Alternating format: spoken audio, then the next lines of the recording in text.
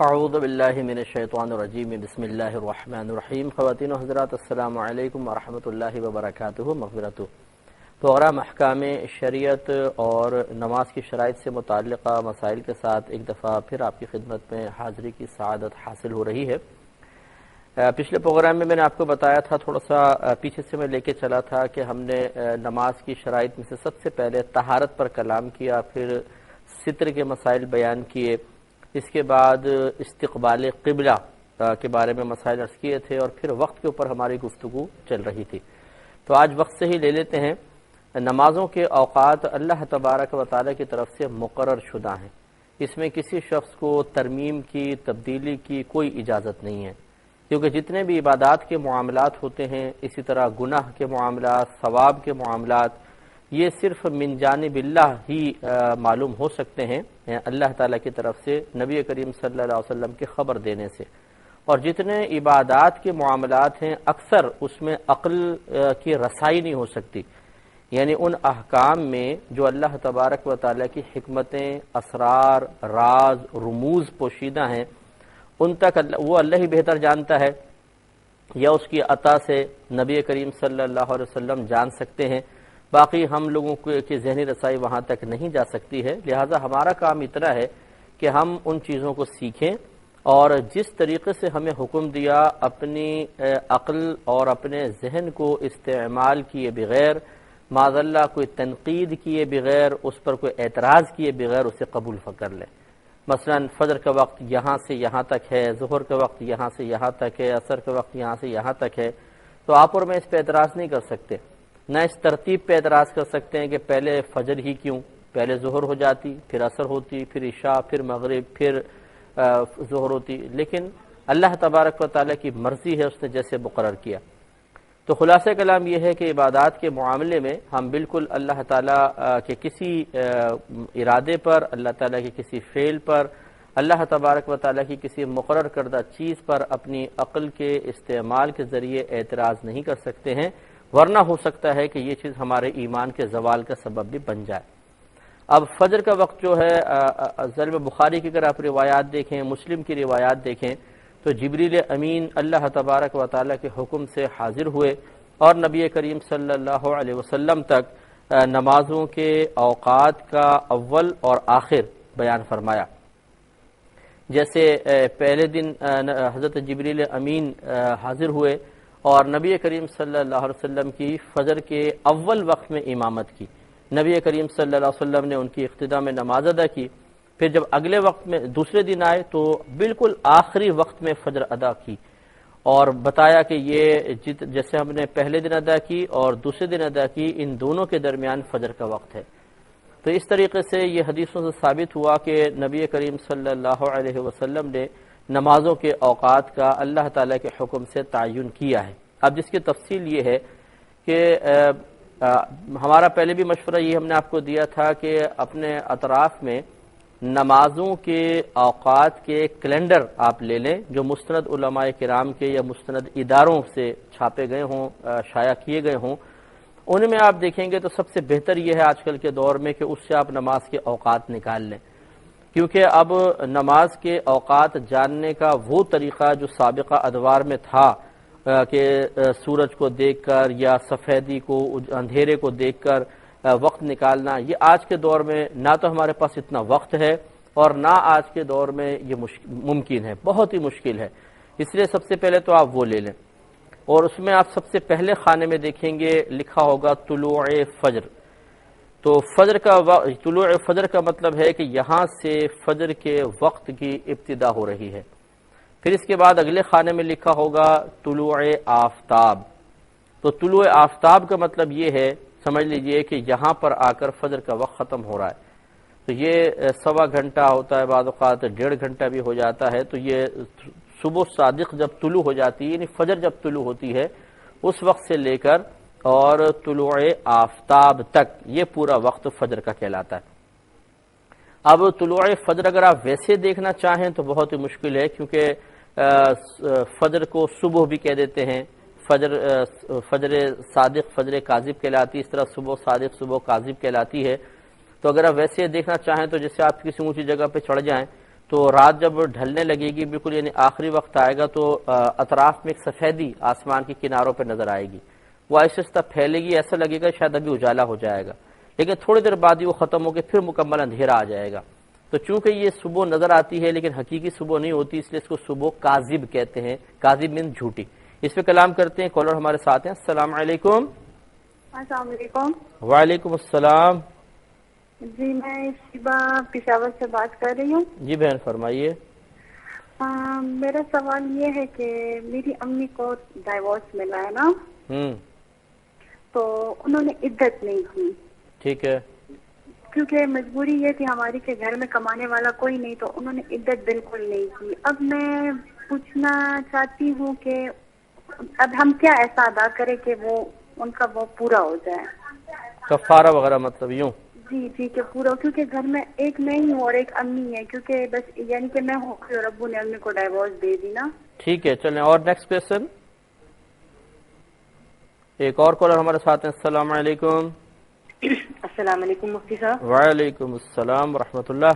مفتی صاحب میرا پہلا سوال یہ ہے کہ کسی محفل میلاد میں مقرر نے جوش خطابت میں یہ الفاظ کہے کہ ہمارا عقیدہ ہے کہ جو محفل بھی آقا کے نام پر کی جائے آقا اس میں شریک ہوتے ہیں، اور جس محفل میں اللہ کا حبیب شریک ہو اس میں خود اللہ بھی شریک ہوتا ہے، کیا حکم ہوگا؟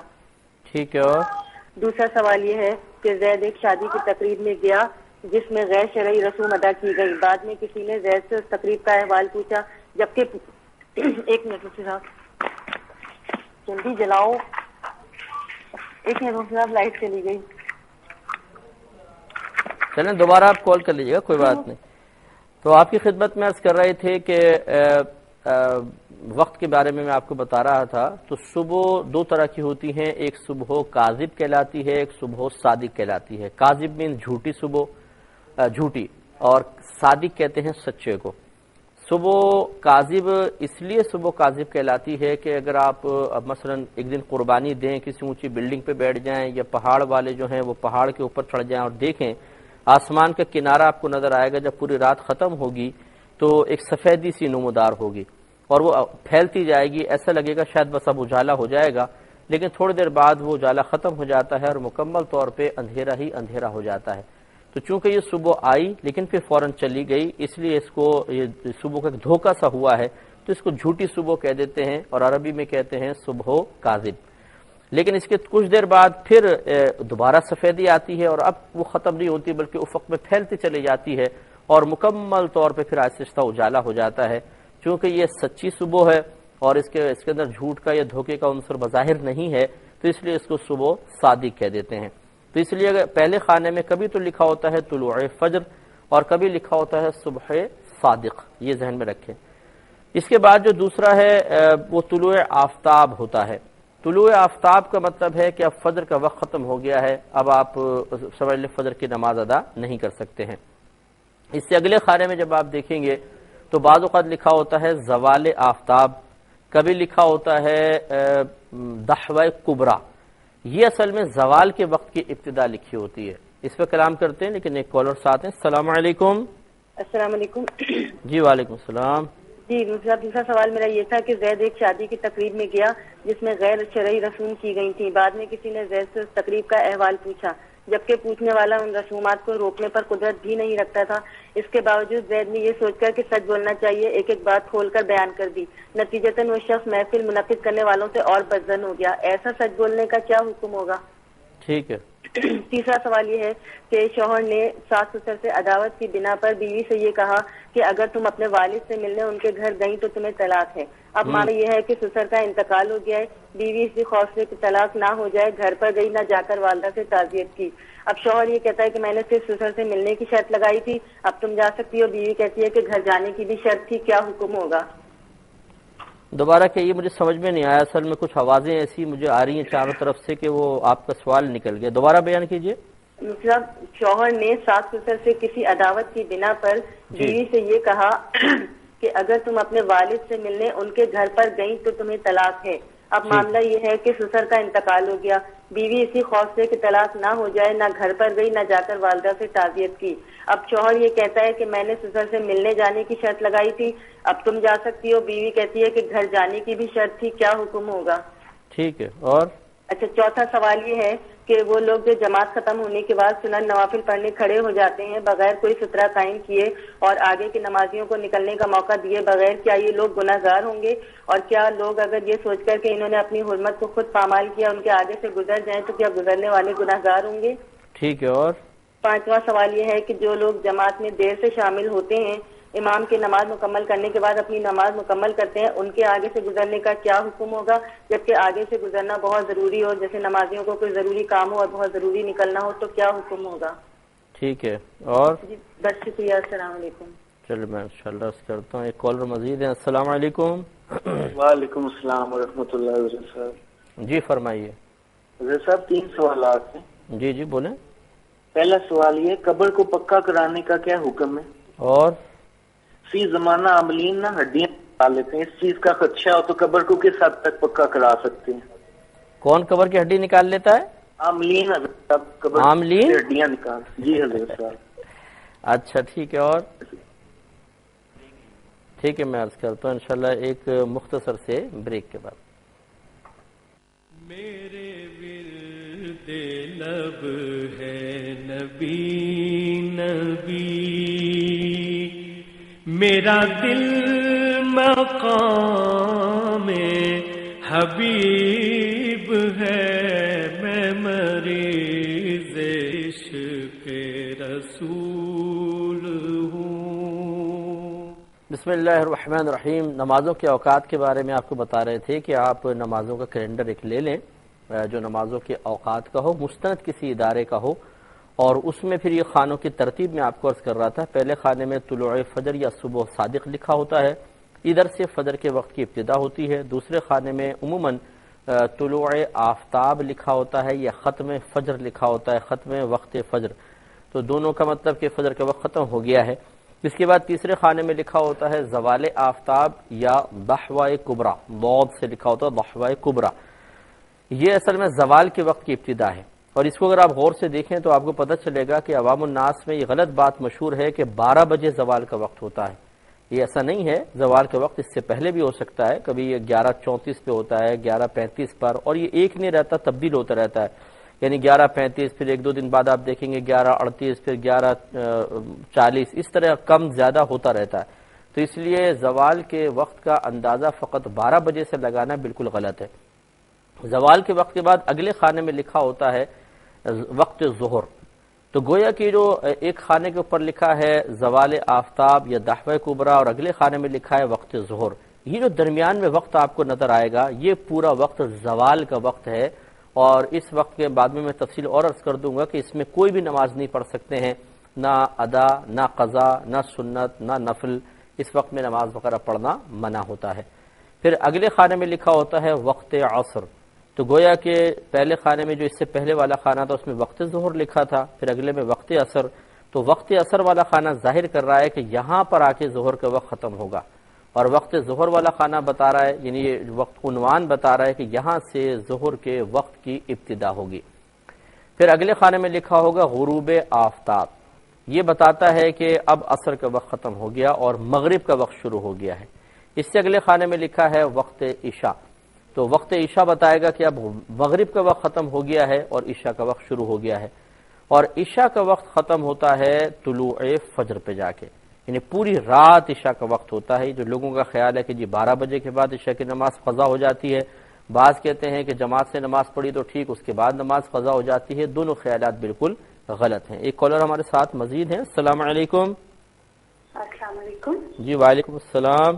جی مفتی صاحب، میرا کوشچن یہ ہے کہ میرے ہسبینڈ ڈرنک کرتے ہیں، شراب پیتے ہیں. جی ٹھیک ہے. اور اس کے بعد پہلا سوال تو یہ ہے کہ کیا مجھے انہیں روکنا چاہیے اور روکنے کے لیے مجھے کس حد تک جانا چاہیے؟ ٹھیک ہے. ٹھیک ہے. شرعی احکامات اس کے بارے میں کیا ہیں؟ اور دوسرا کوشچن یہ ہے کہ وہ جب اپنی ٹھیک حالت میں نہیں ہوتے ہیں تو وہ مجھے کبھی پابندی لگا لیتے ہیں، تم اپنے پیرنٹس سے نہیں ملو گے، کبھی کہتے ہیں اس رشتہ دار سے نہیں ملو گی، کبھی کہتے ہیں یہ کام کرو گی نہیں کرو گی. تو مجھے کیا کرنا چاہیے؟ ان کی وہ بات اس وقت ماننی چاہیے، حالانکہ وہ مجھے کسی ٹائم غلط بھی روکتے ہیں. جی جی. اور کام کر رہی تھی اور مجھے روکتے ہیں، تو مجھے کیا کرنا چاہیے؟ مجھے صحیح کام کرنا چاہیے. جی جی. اور نیکسٹ کوشچن. جی سمجھ گیا. تو اب دیکھیں خلاصہ کلام یہ ہوا کہ طلوع فجر جب ہوتی ہے یا صبح صادق جو لکھی ہوتی ہے یہاں سے فجر کے وقت کی ابتدا ہوگی. یہ وقت رہتا ہے طلوع آفتاب تک. پھر زوال کے وقت کے بعد ظہر کا وقت شروع ہوتا ہے, یہ رہتا ہے عصر کے وقت تک. عصر کا وقت رہتا ہے غروب آفتاب تک, اور غروب آفتاب یعنی مغرب کا وقت شروع ہوتا ہے غروب آفتاب پر, اور یہ عشاء تک رہتا ہے. اور عشاء کا وقت پوری رات رہتا ہے یہاں تک کہ فجر کا وقت ہو جائے. یہ ایک خلاصہ ذرا ذہن کے اندر رکھیں. اب یہ دیکھیں جو عصر کا وقت ہے اس پہ ذرا توجہ کریں کہ عصر میں امام اعظم ابو حنیفہ رضی اللہ تعالیٰ عنہ اور آپ کے دونوں شاگرد یعنی امام ابو یوسف اور امام محمد رضی اللہ تعالیٰ عنہما کا اختلاف ہے. امام اعظم ابو حنیفہ رضی اللہ تعالیٰ عنہ کے نزدیک جب چیزوں کا سایہ دو مثل بن جائے یعنی دو گنا بن جائے تو سمجھ لیں عصر کا وقت شروع ہو گیا. اور آپ کے جو شاگرد ہیں صاحبین وہ یہ وہ صاحبین کہلاتے ہیں. صاحب معنی ساتھی اور صاحبین یعنی دو ساتھی. تو اب وہ لوگ یہ کہتے ہیں کہ جب چیزوں کا سایہ ایک مثل بن جائے یعنی برابر بن جائے تو بس یہ عصر کا وقت شروع ہو گیا. اسی لیے آپ یہ دیکھیں گے کہ شوافع جو ہیں امام شافعی رحمۃ اللہ علیہ کا بھی یہی مسئلہ ہے. تو وہ ابھی ہمارا فقہ حنفی کی روشنی میں ظہر کا وقت چل رہا ہوتا ہے اور اذانیں ہو جاتی ہیں ان کی, یعنی کہ شافعی آپ کے اطراف میں ہیں. تو آپ یہ دیکھ سکتے ہیں کہ جیسے اب حرمین طیبین کی آپ مثال لے لیں کہ وہاں پر امام احمد بن حنبل رضی اللہ تعالیٰ عنہ کے مسلک کو فالو کیا جاتا ہے اکثر. تو ان کے ہاں بھی وقت عصر جو ہے بہت پہلے ہو جاتا ہے, یعنی عصر کی اذان بہت پہلے ہو جاتی ہے, جبکہ احناف کے نزدیک ابھی ظہر کا وقت چل رہا ہوتا ہے. کیونکہ ہم امام اعظم ابو حنیفہ رضی اللہ تعالیٰ عنہ کے بیان کردہ مسلک پہ چلتے ہیں, ان کے بیان کردہ مسئلے پر کو قبول کرتے ہیں. اور امام اعظم رضی اللہ تعالیٰ عنہ نے کوئی اپنے پاس سے یہ چیز نہیں نکالی, بلکہ حضرت عبداللہ ابن مسعود رضی اللہ تعالیٰ عنہ کی حدیثیں آپ اکثر لیتے ہیں. اور ایک حدیث میں یہ موجود ہے کہ نبی کریم صلی اللہ علیہ وسلم نے ظہر کو ٹھنڈا کرنے کا حکم دیا. اور یہ مطلب ایسی حدیثیں ہیں کہ جن سے یقین حاصل ہو جاتا ہے کہ عصر کا وقت دو مثل پر ہی ہوگا, یعنی جب چیزوں کا سایہ ڈبل بننے لگ جائے گا تو پھر یہ عصر کا وقت شروع ہوگا. یہاں پہ اگر آپ کتابیں پڑھیں گے ایک لفظ یہ لکھا ہوگا کہ سایہ اصلی کے علاوہ چیزوں کا سایہ دو مثل بن جائے تو عصر کا وقت شروع ہوگا. یہ چونکہ ایک مشکل سی بات ہے اس لیے میں اس کو بیان نہیں کر رہا ہوں اور سمجھانا نہیں چاہتا ہوں کیونکہ آپ کو سمجھ میں نہیں آئے گی. عوام الناس بس اتنا سمجھ لیجئے کہ جب آپ پاکستان میں مثلا ہوتے ہیں, فقہ حنفی سے تعلق رکھنے والے یہ ہندوستان میں ہیں, تو آپ یہ دیکھیں گے کہ عصر کی اذان کافی لیٹ ہوتی ہے. اور جب آپ حرمین وغیرہ جائیں گے یا عرب کنٹریز میں چلے جائیں گے تو وہاں بہت پہلے عصر کی اذان ہو جاتی ہے. جیسے دبئی وغیرہ کے اندر بھی ایسے معاملہ ہوتا ہے. تو وہ لوگ بڑے تذبذب کے عالم میں آ جاتے ہیں کہ ہم اس وقت عصر پڑھیں یا نہ پڑھیں, یہ بڑی مطلب ٹینشن ہو جاتی ہے. تو اس کا بس مختصر سے میں آپ کو بات عرض کر رہا ہوں کہ جو فقہ حنفی سے تعلق رکھنے والے ہیں وہ اپنے وقت میں ہی عصر پڑھیں. وہ اس سے پہلے پڑھیں گے تو ان کی اثر نہیں ہوگی کیونکہ ان کی ظہر چل رہی ہے. ہاں اگر مجبوری ہو, مثال کے طور پہ میں پہلے کال لے لیتا ہوں, سائل منتظر ہیں تاکہ بیچارے ہولڈ پہ نہ رہیں, پھر انشاءاللہ میں آپ کو یہ بات سمجھاتا ہوں. السلام علیکم. وعلیکم السلام. جی بھائی جان. السلام علیکم مفتی صاحب. جی وعلیکم السلام. آپ کی آواز آ رہی ہے, کنٹینیو رکھیے گا, اپنا سوال آپ فوراً بیان کیجیے گا, ٹھیک ہے؟ ارشاد فرمائیے. اچھا ہاں. آپ نے ٹیلی ویژن کی آواز کھولی ہوئی ہے, آپ اس پر میری آواز سننے کی کوشش کر رہے ہیں, بہت معذرت چاہتا ہوں, یہ آپ کی لائن کنٹینیو نہیں رہ سکے گی. تو دیکھیں جو لوگ دبئی میں یا عرب کنٹریز میں رہتے ہیں اور فقہ حنفی سے تعلق رکھنے والے ہیں, اگر وہ کسی آفس میں کام کرتے ہیں, کوئی ایسی دکان پہ کام کرتے ہیں کہ جہاں پر وہاں کے عصر کے وقت میں نماز کی اجازت دی جاتی ہے, اور جب لوگ نماز پڑھ کے آ جاتے ہیں اس کے بعد پھر اجازت نہیں ہوتی کہ آپ کوئی اور نماز پڑھ سکیں. اب یہ ایک مجبوری کی کیفیت بن جاتی ہے کہ اگر آپ اس وقت نماز نہ پڑھیں اور فقہ حنفی کے وقت میں جا کر آپ اس کے مطابق آپ نماز ادا کرنے کی کوشش کریں تو بہت پرابلم ہو جاتی ہے کہ پورا آفس نماز پڑھنے گیا, آپ بیٹھے ہوئے ہیں, پھر جب وہ سب آ گئے اب آپ کو اجازت نہیں ہے تو پھر کیا عصر قضا کر دیں. تو اس لیے پھر فقہاء اسلام نے ایسے موقعوں پہ اجازت ضرور مرحمت فرمائی ہے کہ آپ اس یعنی صاحبین جو امام اعظم رضی اللہ تعالی عنہ کے دونوں شاگرد ہیں ان کے قول پر عمل کرتے ہوئے اول وقت کے اندر یہ جو امام شافعی رحمۃ اللہ علیہ کے نزدیک یا صاحبین کے نزدیک عصر کا وقت ہے اسی میں آپ اثر کی نماز ادا کر سکتے ہیں. لیکن یہ ان لوگوں کے لیے ہے جو بہت زیادہ مجبور ہوں اور اسی وقت میں اثر ادا کر سکتے ہوں، اس کے بعد اثر ادا کرنا فقہ حنفی کے مطابق ادا کرنا ان کے لیے انتہائی دشوار ہو. لیکن اگر ایسا نہیں ہے تو پھر آپ اپنے ہی فقہ کو فالو کریں، کیونکہ ہم امام اعظم رضی اللہ تعالی عنہ کے دلائل کو قبول کرتے ہوئے اثر کو 2 مثل کے بعد پڑھتے ہیں، تو لہٰذا یہ وقت ہمارے نزدیک یہ صحیح ہے. لیکن امام شافعی رحمۃ اللہ علیہ کا کوئی یا صاحبین کا جو مذہب ہے اس کو ہم غلط نہیں کہیں گے، لیکن بہرحال جو شافعی ہے وہ اس کو فالو کرے، جو حنفی وہ اس کو فالو کرے گا. لیکن اگر مجبوری کی کیفیت ہو تو بہرحال پھر آپ اس وقت میں بھی پڑھ سکتے ہیں. جوابات کی طرف آتے ہیں. باقی انشاءاللہ اوقات کے مسائل ابھی باقی ہیں، وہ نیکسٹ پروگرام میں شروع کریں گے، ابتدا میں بیان کریں گے. بہن نے فرمایا کہ ان کی والدہ کو ان کے والد نے طلاق دے دی تھی، تو چونکہ کوئی کمانے والا نہیں تھا تو مجبوراً ان کی والدہ نے عدت نہیں کی اور وہ کمانے کے لیے یعنی جاب وغیرہ پہ تشریف لے جاتی رہیں، تو کیا اس کا کوئی کفارہ وغیرہ ہے؟ دیکھیے پہلے ایک بات اچھی طرح سمجھ لیں، جیسے ہی شوہر طلاق دیتا ہے عورت کی عدت شروع ہو جاتی ہے، اور دوران عدت عورت پہ واجب ہے کہ وہ گھر کے اندر رہے اور گھر سے باہر نہ نکلے. لیکن اگر ایسی مجبوری ہے جیسے آپ نے ارشاد فرمایا کہ کوئی کمانے والا نہیں ہے، نہ اتنے عرصے کے لیے کوئی ادھار دینے کے لیے تیار ہے کہ چلو اس سے ادھار لے کر اپنا گزارا کر لیا جائے، بعد میں جاب وغیرہ کی جائے، یا پھر ادھار تو مل سکتا ہے لیکن اگر یہ جاب چھوڑ دی اور عدت پوری کر کے پھر جاب پہ گئے، تلاش کرنے کی کوشش کی تو شاید وہ جاب سے ہی منع کر دیں اور پھر دوسری نوکری نہ ملے تو بعد میں بہت زیادہ دشواری ہو جائے گی. ان تمام صورتوں میں بہنوں کے لیے اجازت ہے کہ وہ جائیں، جاب کریں اور جیسے ہی فارغ ہوں فوراً اپنے گھر پر آ جائیں اور اپنی عدت کو جاری رکھیں. ہمارے ہاں شاید یہ سمجھا جاتا ہے، عوام الناس یہ سمجھتی ہے کہ اگر دوران عدت عورت ایک دفعہ گھر سے قدم باہر نکال دے تو اس کی عدت ٹوٹ جاتی ہے، یہ ختم ہو جاتی ہے. ایسا نہیں ہے. عدت دراصل ایک مخصوص وقت کے اندر ہوتی ہے. جیسے مثال کے طور پہ اگر عورت کو باقاعدہ حیض آتا ہے اور شوہر نے طلاق دے دی ہے تو اس کی عدت 3 حیض ہے. جب تک یہ 3 حیض پورے نہیں ہوں گے عورت عدت میں ہی کہلائے گی، چاہے وہ محلے میں نکل جائے، چاہے بازار میں چلی جائے، چاہے جاب پہ چلی جائے، وہ عدت میں ہے. اور ہم یہ کہیں گے کہ یہ عدت میں باہر نکلی ہوئی ہیں. لہٰذا یہ غلط تصور ہے کہ ایک دفعہ قدم باہر نکال دیا تو عدت ٹوٹ گئی، اب جیسے مرضی گھومو پھرو، بازاروں میں جا رہی ہیں خواتین اور رشتہ داروں میں سے ملنے جا رہی ہیں، اب تو عدت ٹوٹ گئی. یہ غلط ہے. ایک مجبوری کے تحت شریعت نے خود اجازت دی ہے کہ عورت بقدر ضرورت باہر نکل سکتی ہے اور واپس آ کے اپنا عدت کا ٹائم پیریڈ پورا کرے. اگر آپ کی والدہ نے ایسا کیا تھا کہ مجبوراً نکلی تو تھیں لیکن اس خیال کے تحت کہ شاید عدت میری ختم ہو گئی اور پھر انہوں نے بالکل پابندیوں پامال کر دی تھیں تو شدید گناہ گار ہوئیں. اس پہ وہ اللہ تعالیٰ کی بارگاہ میں توبہ کریں، کیونکہ عدت واجب ہے اور واجب کا ترک گناہ صغیرہ ہے.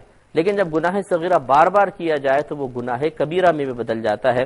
اس لیے آپ کی والدہ کو چاہیے کہ اللہ تعالیٰ کی بارگاہ میں توبہ کریں 2 چیزوں پر: ایک عدت پوری نہ کرنے پر، پابندی اختیار نہ کرنے پر، اور دوسرا علم حاصل نہ کرنے پر. اس پہ کلام کریں گے لیکن ایک مختصر سے بریک کے بعد. میرے وش کے رسول ہوں. بسم اللہ الرحمن الرحیم. نمازوں کے اوقات کے بارے میں آپ کو بتا رہے تھے کہ آپ نمازوں کا کیلنڈر ایک لے لیں جو نمازوں کے اوقات کا ہو، مستند کسی ادارے کا ہو، اور اس میں پھر یہ خانوں کی ترتیب میں آپ کو عرض کر رہا تھا. پہلے خانے میں طلوع فجر یا صبح صادق لکھا ہوتا ہے، ادھر سے فجر کے وقت کی ابتدا ہوتی ہے. دوسرے خانے میں عموماً طلوع آفتاب لکھا ہوتا ہے یا ختم فجر لکھا ہوتا ہے، ختم وقت فجر.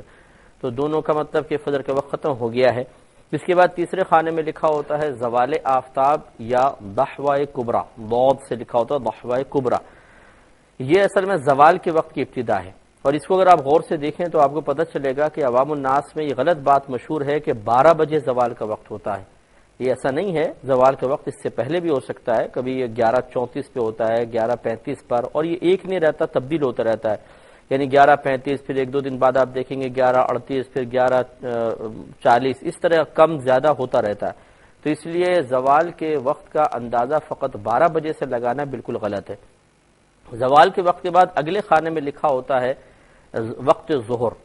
تو گویا کہ جو ایک خانے کے اوپر لکھا ہے زوال آفتاب یا ضحوہ کبریٰ اور اگلے خانے میں لکھا ہے وقت ظہر، یہ جو درمیان میں وقت آپ کو نظر آئے گا یہ پورا وقت زوال کا وقت ہے، اور اس وقت کے بعد میں تفصیل اور عرض کر دوں گا کہ اس میں کوئی بھی نماز نہیں پڑھ سکتے ہیں، نہ ادا، نہ قضا، نہ سنت، نہ نفل، اس وقت میں نماز وغیرہ پڑھنا منع ہوتا ہے۔ پھر اگلے خانے میں لکھا ہوتا ہے وقت عصر، تو گویا کہ پہلے خانے میں جو اس سے پہلے والا خانہ تھا اس میں وقت ظہر لکھا تھا، پھر اگلے میں وقت عصر، تو وقت عصر والا خانہ ظاہر کر رہا ہے کہ یہاں پر آ کے ظہر کا وقت ختم ہوگا، اور وقت ظہر والا خانہ بتا رہا ہے، یعنی یہ وقت عنوان بتا رہا ہے کہ یہاں سے ظہر کے وقت کی ابتدا ہوگی۔ پھر اگلے خانے میں لکھا ہوگا غروب آفتاب، یہ بتاتا ہے کہ اب عصر کا وقت ختم ہو گیا اور مغرب کا وقت شروع ہو گیا ہے۔ اس سے اگلے خانے میں لکھا ہے وقت عشاء، تو وقت عشاء بتائے گا کہ اب مغرب کا وقت ختم ہو گیا ہے اور عشاء کا وقت شروع ہو گیا ہے، اور عشاء کا وقت ختم ہوتا ہے طلوع فجر پہ جا کے، یعنی پوری رات عشاء کا وقت ہوتا ہے۔ جو لوگوں کا خیال ہے کہ جی 12 بجے کے بعد عشاء کی نماز قضا ہو جاتی ہے، بعض کہتے ہیں کہ جماعت سے نماز پڑھی تو ٹھیک، اس کے بعد نماز قضا ہو جاتی ہے، دونوں خیالات بالکل غلط ہیں۔ ایک کالر ہمارے ساتھ مزید ہیں، السلام علیکم۔ السلام علیکم۔ جی وعلیکم السلام۔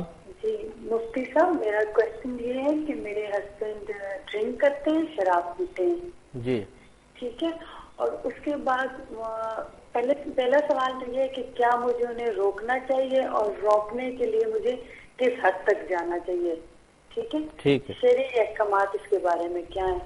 اور دوسرا کوشچن یہ ہے کہ وہ جب اپنی ٹھیک حالت میں نہیں ہوتے ہیں تو وہ مجھے کبھی پابندی لگا لیتے ہیں تم اپنے پیرنٹس سے نہیں ملو گے، کبھی کہتے ہیں اس رشتہ دار سے نہیں ملو گی، کبھی کہتے ہیں یہ کام کرو گی نہیں کرو گی، تو مجھے کیا کرنا چاہیے؟ ان کی وہ بات اس وقت ماننی چاہیے، حالانکہ وہ مجھے کسی ٹائم غلط بھی روکتے ہیں، جی جی، صحیح اور کام کر رہی تھی اور مجھے روکتے ہیں، تو مجھے کیا کرنا چاہیے؟ مجھے صحیح کام کرنا چاہیے؟ جی جی، اور نیکسٹ کویسچن۔ جی سمجھ گیا۔ تو اب دیکھیں خلاصہ کلام یہ ہوا کہ طلوع فجر جب ہوتی ہے یا صبح صادق جو لکھی ہوتی ہے یہاں سے فجر کے وقت کی ابتدا ہوگی، یہ وقت رہتا ہے طلوع آفتاب تک، پھر زوال کے وقت کے بعد ظہر کا وقت شروع ہوتا ہے، یہ رہتا ہے عصر کے وقت تک، عصر کا وقت رہتا ہے غروب آفتاب تک، اور غروب آفتاب یعنی مغرب کا وقت شروع ہوتا ہے غروب آفتاب پر، اور یہ عشاء تک رہتا ہے، اور عشاء کا وقت پوری رات رہتا ہے یہاں تک کہ فجر کا وقت ہو جائے۔ یہ ایک خلاصہ ذرا ذہن کے اندر رکھیں۔ اب یہ دیکھیں جو عصر کا وقت ہے اس پہ ذرا توجہ کریں کہ عصر میں امام اعظم ابو حنیفہ رضی اللہ تعالیٰ عنہ اور آپ کے دونوں شاگرد یعنی امام ابو یوسف اور امام محمد رضی اللہ تعالیٰ عنہما کا اختلاف ہے۔ امام اعظم ابو حنیفہ رضی اللہ تعالیٰ عنہ کے نزدیک جب چیزوں کا سایہ دو مثل بن جائے یعنی دو گنا بن جائے تو سمجھ لیں عصر کا وقت شروع ہو گیا، اور آپ کے جو شاگرد ہیں صاحبین وہ یہ وہ صاحبین کہلاتے ہیں، صاحب مانے ساتھی اور صاحبین یعنی دو ساتھی، تو اب وہ لوگ یہ کہتے ہیں کہ جب چیزوں کا سایہ ایک مثل بن جائے یعنی برابر بن جائے تو بس یہ عصر کا وقت شروع ہو گیا۔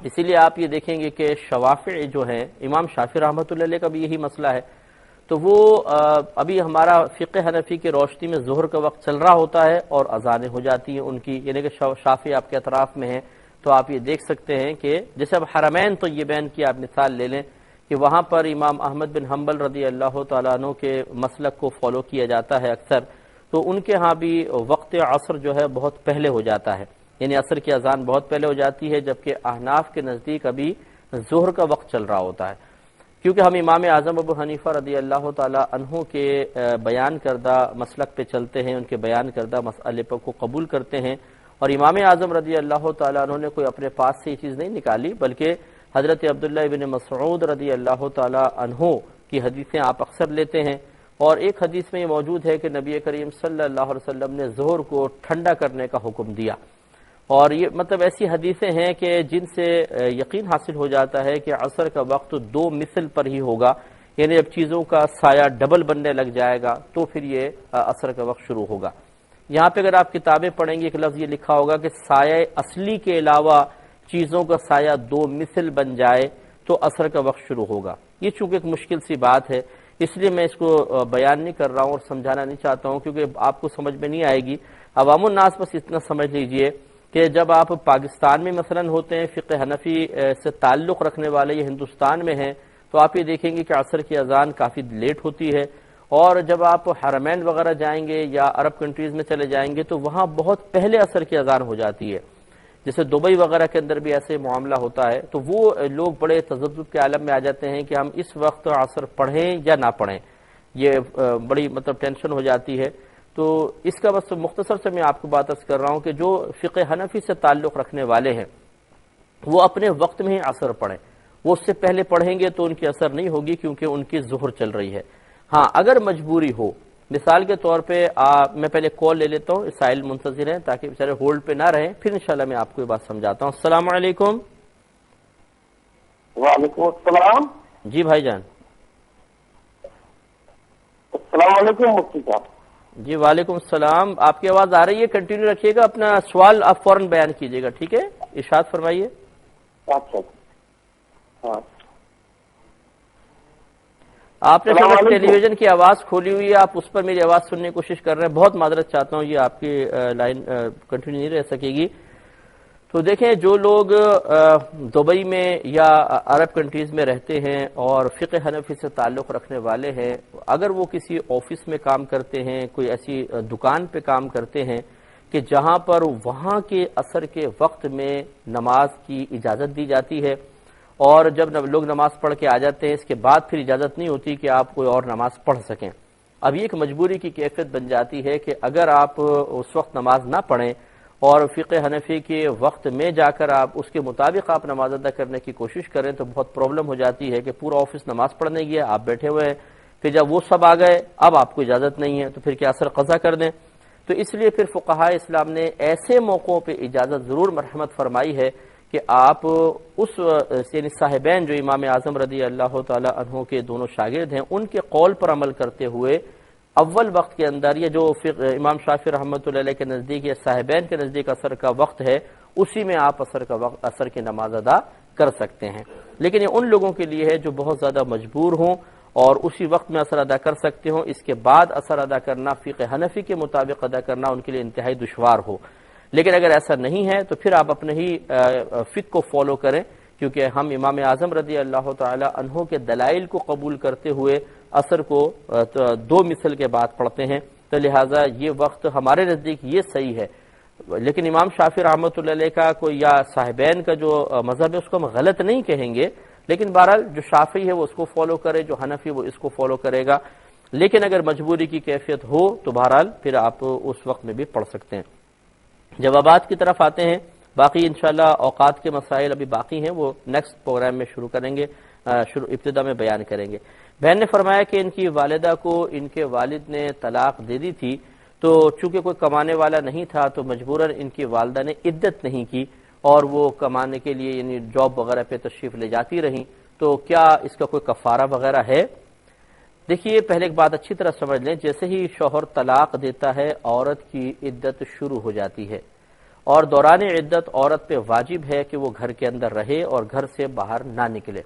لیکن اگر ایسی مجبوری ہے جیسے آپ نے ارشاد فرمایا کہ کوئی کمانے والا نہیں ہے, نہ اتنے عرصے کے لیے کوئی ادھار دینے کے لیے تیار ہے کہ چلو اس سے ادھار لے کر اپنا گزارا کر لیا جائے, بعد میں جاب وغیرہ کی جائے, یا پھر ادھار تو مل سکتا ہے لیکن اگر یہ جاب چھوڑ دی اور عدت پوری کر کے پھر جاب پہ گئے, تلاش کرنے کی کوشش کی تو شاید وہ جاب سے ہی منع کر دیں اور پھر دوسری نوکری نہ ملے تو بعد میں بہت زیادہ دشواری ہو جائے گی.